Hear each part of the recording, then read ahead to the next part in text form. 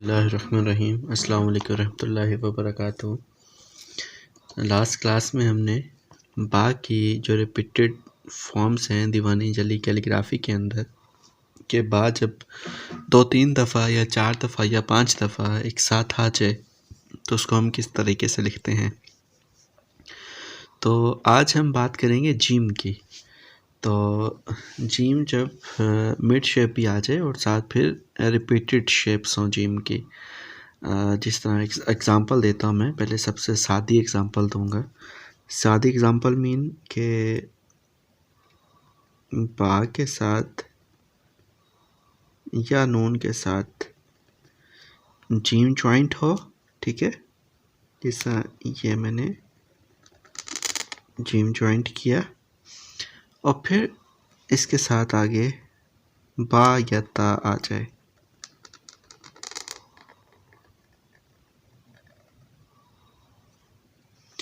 तो अब देखिए नून जीम और ता।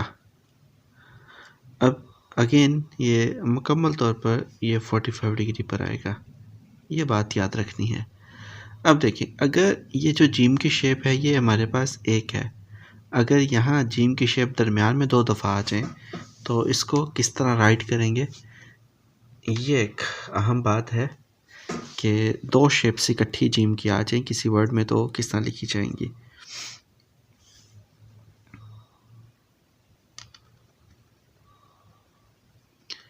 ये बन गई पहली शेप, ठीक है।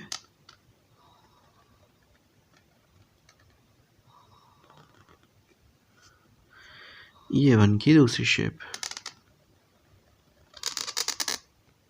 अगेन वैसे ही एंडिंग जो शेप है हम बा या ता की बनाते हैं। अब देखिए अगेन नून जीम जीम एंड देन ता। अब यहाँ क्या हुआ, 2 शेप्स आ गई जीम की, एक ये है और एक ये है। मज़ीद आगे बढ़ते हैं, इसको मज़ीद कॉम्प्लेक्स करते हैं। मैं इसमें 3 शेप्स जीम की डालता हूँ तो फिर देखते हैं क्या शेप आती है सामने। तो देखिए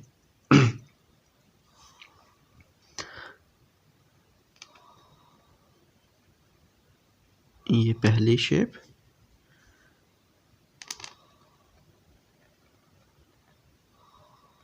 ये दूसरी शेप,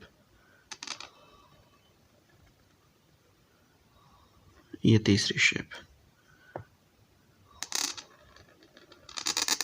अगेन एंडिंग पार्ट वही रखते हैं सेम।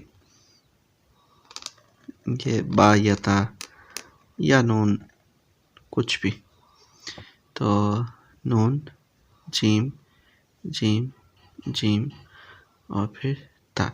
अब यहाँ देखिए ये 3 तरह के जीम, अलबत्ता ऐसा कोई वर्ड है नहीं जिसमें 3 तरह से इकट्ठे जीम आ जाएं, लेकिन फिर भी मालूम होना चाहिए ना कि ज्वाइनिंग में 3 तरह से जीम आ जाएं। अब दूसरी बात, यहाँ एक और अहम बात है। वो अहम बात क्या है, ये देखिए 45 डिग्री और ये 45 डिग्री। अहम बात यह है कि इतना बड़ा वर्ड नहीं होता कंपोजिशन के अंदर, तो फिर हम इन जीम का क्या करें, क्योंकि हमने कंपोज भी करना है, सारा कुछ करना है, तो फिर इतना लंबा वर्ड हम किस तरह पूरा करते हैं कंपोजिशन के अंदर। तो उसका एक हल होता है कि वो होता है कि तोड़, अल्फाज को तोड़ कर लिख लिया जाए। वो किस तरह से देखिए फॉर एग्ज़ाम्पल हमारे पास दो इस तरह ही यही वर्ड है, ये थर्ड वाला, इसको हम थोड़ा सा तोड़ के लिखेंगे। देखिए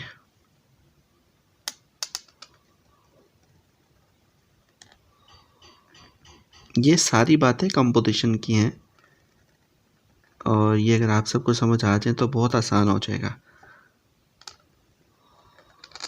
ये मैंने लफ्ज़ को तोड़ दिया क्योंकि आगे फिर से जीम था ना थर्ड वाला, तो हम जीम ही बनाएंगे लेकिन कुछ इस अंदाज से। और फिर ये ता आ जाएगा। अब इससे क्या होता है कि इससे लफ्ज़ की हाइट कम हो जाती है।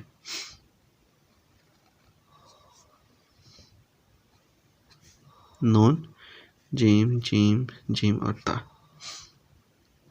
और इसमें भी 3 ही हैं, 3 जीम है, एक ये और एक ये, 3 तरह के जीम हैं। ठीक है, ऐसे ही जब स्टार्टिंग में भी जीम हो, मिड में भी जीम हो और एंडिंग पे भी जीम हो, तो फिर देखिए वो शेप किस तरह बनेगी। बहुत आसान है, मुश्किल नहीं है। ये देखिएगा, स्टार्टिंग जीम वो ये हो गया, ये मिड जीम हो गया ये वाला, और ये एंडिंग जीम हो गया। इसमें भी थोड़ा खला रखना है, वो स्याही की वजह से थोड़ा फिल हो गया। अब देखिए एंडिंग जीम, एंडिंग जीम कई तरह का हो सकता है।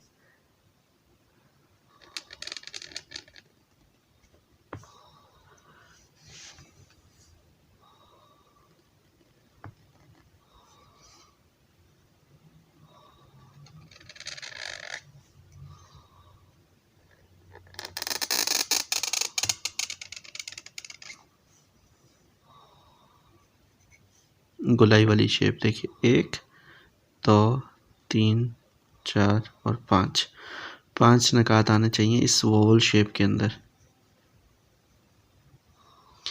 बेज़वी शेप, ओवल शेप, ठीक है, 5 नकात आने चाहिए।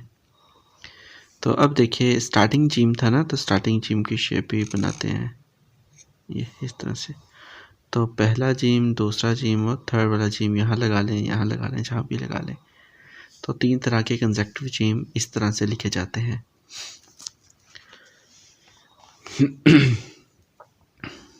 अलबत्ता हम तोड़ के भी लिख सकते हैं, जिस तरह पहले जीम के बाद ही नेक्स्ट वर्ड हम दूसरा जीम बना सकते हैं, वो कुछ इस तरह से। ये देखिए, ये एक जीम लिखा हमने यहाँ तक, ये शेप, और दूसरा जीम ये लिखा,